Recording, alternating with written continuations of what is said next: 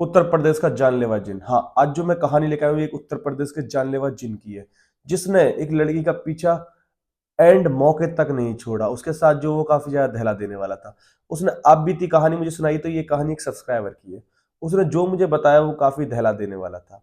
मैं स्टार्ट करने जा रहा हूँ कहानी को, और ये कहानी आज से 2 साल पहले किया। 2 साल पहले उस लड़की ने कभी नहीं सोचा था कि उसकी खूबसूरती के पीछे एक जिन पड़ जाएगा, जिससे बचना उसके लिए बहुत ज्यादा मुश्किल पड़ जाएगा। हाँ, उसने बताया मुझे कि जैसे ही वो अपने कॉलेज में आई थी, अच्छा। कॉलेज के टाइम पर उसकी उम्र 19 साल थी।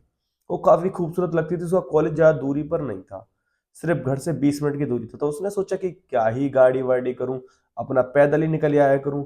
वो पैदल ही आया करती थी, पर उसको नहीं पता था जो उसके साथ होने वाला है वो इतना दहला देने वाला होगा कि जिसको वो कभी नहीं भुला पाएगी। हाँ, तो दोस्तों, जैसे ही उसने देखा, आप सुन रही हो ना? हाँ, जैसे ही उस लड़की ने देखा कि वो पीपल का पेड़, उस पे से अजीब सी आवाजें आ रही हैं जो कि उसके रास्ते में पड़ा करता था। अच्छा। तो उसने सोचा कि चलो कोई नहीं, वो चुपचाप घर आ जाती है। पर वो घर आई थी कि उसने जो देखा वो दहला देने वाला था। उसने अपने शीशे में देखा कि उसकी गर्दन पे एक अजीब सा निशान है। वो कहती है, निशान कैसे बन गया? वो उस चीज को नहीं समझ पाई, निशान को, अच्छा। और अनदेखा करने लगी। जब वो उसको अनदेखा करने लगी, तो अगले दिन सेम वहां से आती है, तो वो देखती है कि कोई इंसान पीछे से उसे आवाज मार रहा है। वो उस चीज को इग्नोर करना चाहती है और इग्नोर करके आगे बढ़ने लग जाती है, और आगे बढ़ते बढ़ते वहां से निकल जाती है। कॉलेज से वो अपने घर पहुंच गई। घर पहुंचने के बाद वो अपनी मम्मी से कहती है, मम्मी यार मुझे ऐसा लगा जैसे मैं रास्ते में आ रही थी तो वहां कोई था जो मुझे आवाज मार रहा था। हम्म। उस चीज को देखने के बाद उसकी मम्मी ने कहा, अरे ऐसे कैसे हो सकता है, कौन था मुझे बता, मैं तेरे साथ चलती हूँ। माँ ने जैसे ही ये कहा कि मैं तेरे साथ चलती हूँ, बेटी ने कहा, मम्मी कुछ नहीं कुछ नहीं कुछ नहीं है। फिर अगले दिन सेम वही कांड। पर उस रोज वो देखती है कि उस पेड़ के पास एक बकरी खड़ी है, और बकरी को देख के कहती है, यार ये बकरी किसकी है? वो बकरी को इग्नोर कर देती है और अपने कमरे में आ जाती है, मतलब घर पर घुस जाती है और अपने कमरे में आ जाती है। उसका कमरा जो होता है सेकंड फ्लोर पर होता है, उससे नीचे वो आराम से देख पाती है। पर उसको नहीं पता होता कि वो बकरी बकरी नहीं, वो एक जिन्नात है, जो कि जिन उस लड़की के पीछे अब पड़ चुका है। और ये कहानी उत्तर प्रदेश की है। यूपी को तो दुनिया जानती है, मैं भी खुद यूपी से ही हूँ, तो ये हमारे यूपी की कहानी है। फिर उस लड़की ने जो देखा वो दहला देने वाला था। उस लड़की ने रात में देखा कि वो बकरा उसके घर के बाहर जो खाली एरिया उसमें खड़ा है। वो कहती है, अरे यार ये कहाँ से आ गया और ये कैसे आ गया? वो अनदेखा करना चाहती है, पर वो चाहकर भी उस चीज को अनदेखा नहीं कर पाती है, और अपने कमरे में बेड पर बैठ जाती है। वो बेड पर बैठी, उसने अपनी दोस्त को फोन मिलाया कि अरे यार ऐसे ऐसे कुछ कांड हो रहे हैं मेरे ख्याल। दोस्त कहती है, दोस्त को भी यकीन नहीं हुआ। दोस्त ने कहा फोटो भेज। उसने उस बकरे का फोटो खींचा, उसको भेज दिया। उसकी दोस्त का फोन आता है, कहता है, अरे कौन सा बकरा है इसमें? यहाँ तो कोई बकरा दिख ही नहीं रहा, घास ही घास दिख रही है। वो कहती है, ऐसा तो हो ही नहीं सकता। जल्दी से फोन खोलती है, देखती है तो फोटो में बकरा नहीं आया हुआ होता। वो समझ जाती है कुछ तो रूहानी शक्ति है जो इस चीज को अलग ही रूप से दिखाना चाह रही है। वो डर भी जाती है इस चीज को देखकर और सहम भी जाती है, पर वो ना चाहकर भी कुछ नहीं कर सकती थी। क्यों? क्योंकि वो बकरा जो था वो उसके टाइम उसकी नजरों में नहीं था। वो रात को सो जाती है। अगले दिन जो देखती है, अगले दिन फिर वो बकरा वहीं खड़ा होता है पीपल के पेड़ के नीचे। वो बकरा था ही नहीं, वो जिन था जो कि बकरे के रूप में खड़ा रहता था। उसको ये लड़की इतनी मोहित हो चुकी थी, इतना उससे प्यार हो गया था लड़की से, कि उसके पीछे पीछे उसे घर तक आ गया।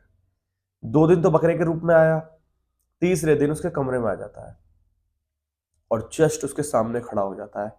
और वो सो रही होती है, एक साथ उसकी आंख खुलती है, वो देख के ऐसी चीखती है कि उसके नीचे से मम्मी भागे भागे आती है। मम्मी कहती है, अरे क्या हो गया गुड़िया? गुड़िया बताती है कि मम्मी मैंने अभी यहाँ एक आदमी को खड़ा देखा, उसका अजीब सा चेहरा था। हाँ, उसकी काली सी आंखें, उसके कपड़े अजीबो गरीब। उसकी मम्मी कहती है, अरे ये कैसी बातें कर रही है, क्या बकवास किए जा रही है तू? वो कहती है, अरे मम्मी मैं बकवास नहीं कर रही हूँ, ये सच्चाई में मेरे साथ हुआ है मम्मी, मैंने खुद देखा है यहाँ खड़ा हुआ। मम्मी कहती है, तू सपना देख रही होगी। और ऐसे कहकर मम्मी नीचे चली जाती है और वो सुबह उठ जाती है। वो नहाने जाती है। नहाने जाने के टाइम पर वो कहती है कि यार ये मेरा पूरा बाथरूम का फ्लोर गीला कैसे हो रहा है? वो कहती है, मम्मी तुम नहाई थी क्या? मम्मी कहती है, नहीं मैं तो नहाई नहीं। वो कहती है, कल का गीला कल सुबह का अभी तक गीला है? वो कंफ्यूज आती है, लेकिन उसको नहीं पता होता कि ये पानी जिन ने चलाया था। और जिन ने अपनी रूह को साफ किया। उसके बाद उस लड़की को वो अगले दिन फिर दिखता है सेम सुबह, फिर वो चीखती है, उसकी माँ भागी भागी ऊपर आती है। जब माँ ऊपर भागी भागी आई तो माँ ने देखा कि अरे गुड़िया क्या हो गया। गुड़िया बताती है, मम्मी मैंने फिर उसको यहाँ देखा और वो यहीं था इस बार। जैसे उसने कहा कि वो यहीं था इस बार, गुड़िया की माँ कंफ्यूज हो गई। गुड़िया की माँ ने कहा अरे ऐसे कैसे हो जाएगा। उसको हनुमान जी के मंदिर ले गई और हनुमान जी के मंदिर ले जाकर वहां उस दिन उनको बाबा नहीं मिले, तो वो बस दूर से दर्शन करके अपना घर आ गई, क्योंकि औरतें हनुमान जी को टच नहीं करती, ना ही शादीशुदा क्या कन्याएं भी नहीं टच करती। अच्छा। जब वो घर आ गए वापस, उन्होंने जो देखा वो दहला देने वाला था। उन्होंने देखा कि जैसे वो घर में घुसे हैं कि एक अजीब सी स्मेल उनके घर से आ रही है। मम्मी कहती है अरे ये स्मेल कैसे आ रही है गंदी सी। मम्मी खुद नहीं समझ पाती है किस चीज की स्मेल है। वो होती उस जिन्न की है, क्योंकि वो जिन्न तो उस घर में ही होता है। अगली रोज जैसे ही लड़की सोने जाती है, वो एक गंदा सा सपना देखती है कि वो जिन आया है, उसके बराबर में आके बैठ गया है और उसके पैर पर एक निशान सा बना रहा है। एक साथ वो चीख मार के उठ जाती है। वो देखते हैं तो वो निशान उसके पैर पर होता है। उसने मुझे फोटोज भी सेंड किए हैं इस चीज के, और मैं वो फोटोज आपको तो दिखा नहीं सकता क्योंकि पर्सनल है भाई। पैर के निशान है घुटने के आसपास के। तो वो निशान उसके पैरों पर देखते ही उसकी माँ खुद हाइपर हो जाती है और अपनी बेटी को भगाकर लेके जाती है और हनुमान जी के मंदिर ले जाती है। पंडित जी से कहती है कुछ भी करो मेरी बच्ची को बचाओ। वो एक धागा देते हैं कि ये धागा कभी भी नहीं खुलना चाहिए। लड़की आ जाती है घर अपनी माँ के साथ। जैसे ही माँ घर में एंटर करती है तो देखती है कि घर में एक गंदी स्मेल है। और पंडित जी ने कहा होता है कि ये सिंदूर दे रहा हूं मैं हनुमान जी, कैसे अपने गेट पे लगा देना दोनों साइड। लेकिन उससे पहले पूरे घर में आप लोवान जलाना और हनुमान चालीसा 11 बार बजाना, फिर ही लगाना। वो कभी नेगेटिव एनर्जी आपके घर में एंटर नहीं कर पाएगी। पर जल्दी जल्दी में वो बस तिलक लगा देती है और अंदर घुस जाती है और ये काम करना भूल जाती है। और वो जो नेगेटिव एनर्जी वो अंदर ही रह जाती है। फिर जो उसके साथ हुआ वो दहला देने वाला था। वो जैसे ही रात को सोने जाती वो रोज देखती वो उसके सामने खड़ा, पर वो उसको टच नहीं कर पा रहा। क्यों? क्योंकि उसको हनुमान जी का जो लॉकेट था वो मिला हुआ था, जिसके कारण 20 दिन गुजर गए। पर वो रूहानी शक्ति वहीं खड़े होकर उसको देखती रही, पर वो उस पर हावी नहीं हो पाई। उसके बाद एक रोज कुछ ऐसा हुआ, उसने बताया मुझे कि जैसे ही वो रूहानी शक्ति उसके सामने आके खड़ी हुई, वो एक प्यारी सी स्माइल दी और वहां से वो चली गई। उसने अपनी बात ये सारी मम्मी को बताई और कहती है मम्मी तुमने एक गलती कर दी। तो कहती है क्या? तुमने वो लोवान वगैरह नहीं करे थे, तुमने ये सब कुछ गलती कर दी। माँ कहती है अरे हाँ मैं तो भूल गई। माँ ने फिर लोवान वगैरह भी जलाए।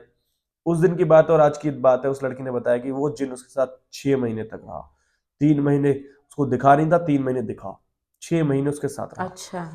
और आई होप ये वीडियो आप लोगों को समझ में आ गई। और देखिए, बताइए आप लोगों को कि वीडियो कैसी लगी आपको। मैं क्या बताऊंगी, बस मैं तो बस यही कहना चाहती हूँ, जो आपने सत्य घटना से यहाँ पे कहानी हम लोगों को बताई है, तो ये बहुत ज्यादा डरावनी है। और अगर किसी के साथ भी घटी है तो वो अपना अब उपाय करे, जो भी है। बस बहुत ज्यादा डरावनी घटना है ये। और हमारी ऑडियंस जानती ही है कि हम सत्य घटना से आप यहाँ पर कहानी लाते हो। बस मैं कुछ नहीं कहना चाहूंगी, बहुत ज्यादा डरावनी लगी है मुझे और मैं इस टाइम रोंगटे खड़े हो चुके हैं।